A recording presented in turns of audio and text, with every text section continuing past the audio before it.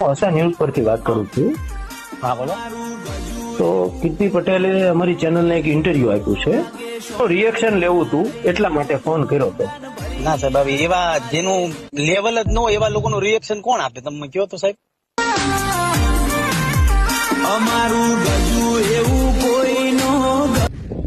આ તમામ જમીન તમે જોવો છો બધી નીતિનભાઈ ખજૂરભાઈ જાનીની છે। તમામ જમીન જોવો, બાગ બગીચા આ બધું તમે જોવો છો, બંગલા બધું ગૌશરણમાં છે। એની જમીન મૂળ 8 થી 10 વીઘા છે, એમાં વાળેલી ડબલ જમીન વાળેલી છે।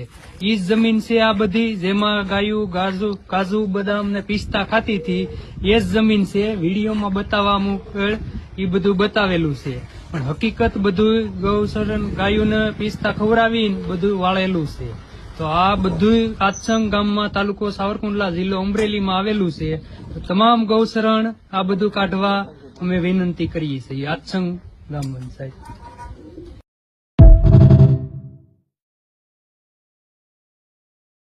માલધારીઓની હાઈ તો એને લાગશે જ, પણ આપણે આગળ આવવું પડશે।